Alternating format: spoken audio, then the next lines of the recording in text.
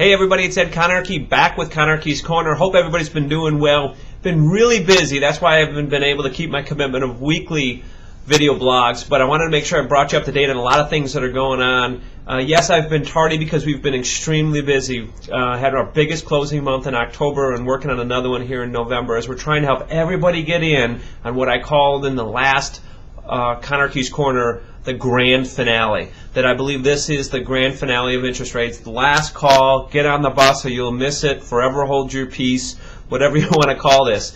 Remember, a very important announcement that was made a couple of months ago that the Federal Reserve is going to stop subsidizing and keeping mortgage interest low by buying mortgage-backed securities. They've made the announcement that this will end the first quarter of 2010. So in light of this, we're starting to see a bottom being put in on interest rates, and that we really started to see a trend of higher interest rates down the road. In fact, Fannie Mae economist said that it would go up anywhere from 3/8 to 0.5% in interest rates with this announcement of the Fed doing it.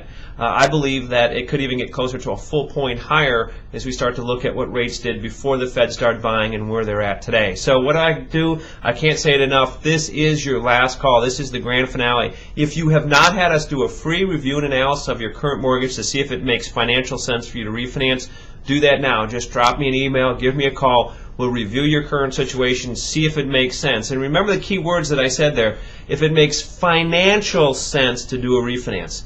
Not emotion. This is not an emotional decision to refinance. A lot of people calling up saying, I've got 6 1/4, I want to go to 5 1/4. Everybody else is doing it in my office. I got to do it.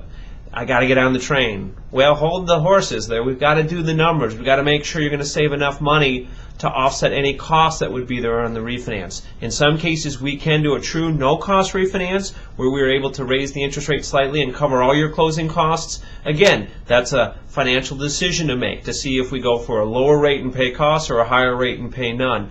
It's all specific to your situation, custom approach, giving you custom advice for what you've got. Now, obviously, there's so many different scenarios. Appraisals are still a big part of this formula, what your house will appraise for.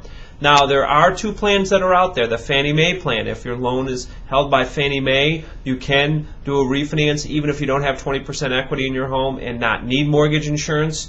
All you have to do is make sure that your first mortgage, your last mortgage that you didn't need mortgage insurance, and you won't need it now even if you don't have the 20% equity. Now, all you Freddie Mac people, everyone that's securitized by Freddie Mac, you know who you are. I've been talking to you for a while. I believe we're this close to where now we'll have all the pieces in the puzzle. So hang in there. Maybe within the next week we should have finally that dam burst open and help all the Freddie Mac people to take advantage of that same type of program. Where if you had 20% equity the last time you did your loan, but you don't now, Freddie Mac is going to do the same thing Fannie Mae's been doing, where they won't require you to have mortgage insurance. Now remember, Fannie Mae's been doing this for 6 months now. I just can't believe how long it's taken Freddie Mac to get themselves in gear to do this. So stay tuned.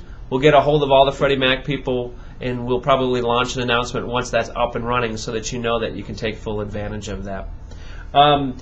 Just to go back on that situation when I talked about that the Federal Reserve for now, I think the end of last year, and then they upped it in March of this year, has been buying mortgages, packages of mortgages, bundles of mortgages, which we call mortgage-backed securities. And what that's done is inflated the demand, reduced the supply, and what that's done is kept interest rates artificially low. Once the demand goes away, the supply will increase and interest rates will go higher. So that's why we're saying this is the time to do it. If you don't do it now, I think you're going to miss out on some historically low rates that we'll never see again. Very, very important. Again, if you haven't contacted us to do a review and analysis of your current situation to see if you need to do a refinance and take advantage of this time, do it right away before this opportunity goes away. Also, that first-time homebuyer tax credit, it expires at November 30th. We've talked a little bit about this in past Conarchys Corner. There has been news coming out. This is a very fluid situation, so there's nothing for sure here. But there's a lot of news coming out that Congress is going to extend this past the November 30th cutoff. The rumors that I've heard is to take it out to all contracts signed before April 1st and closed by June 30th of next year. That's all, again, all hearsay right now, speculation, but that's what it's sounding like it's going to be. Most people are pretty much under the conclusion now they're going to extend this. Again, we don't know until it happens. You've seen what's happened on the healthcare front, how so much has changed in such a short period of time.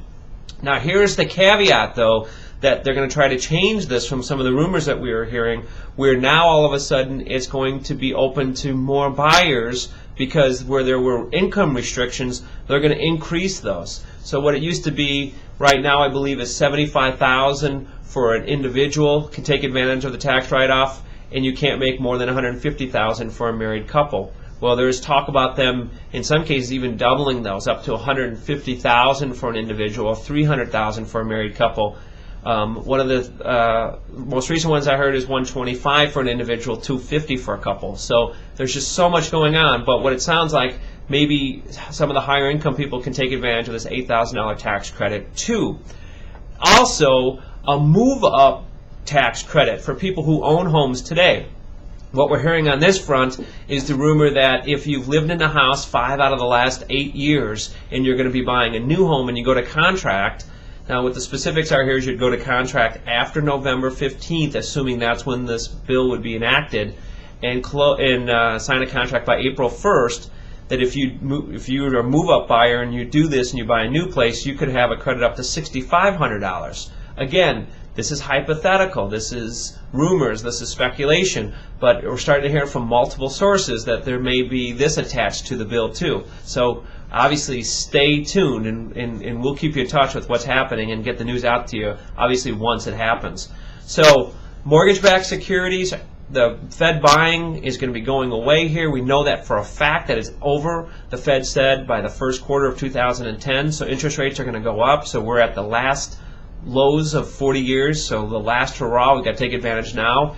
And this tax credit, which is supposed to be up November 30th, looks like it's going to be extended and maybe even increased to higher income earners, and maybe even have a caveat to it that even you buying your second home in moving up will take advantage of that program. Now, obviously, that means if you have something to sell, that you need to make sure you sell that before you buy something else. In most cases, I'm not a big fan. Again, this is all specific to each individual situation, but we're not big fans of holding 2 houses in this environment. I told a client the other day, don't double down and own 2 homes in this environment. But we'll see. We'll see how that goes. So call us or email us. Let us know if you have any questions on any of this, and most importantly, if we haven't reviewed your current situation to see if it makes financial sense to refinance, to get in on the grand finale, the last hurrah, the last call of low mortgage interest rates. Do so that we can take full advantage of them before they go away. Hope this has been enjoyable. Keep your fingers crossed. Hopefully we'll have good news from Congress sooner than later. Take care.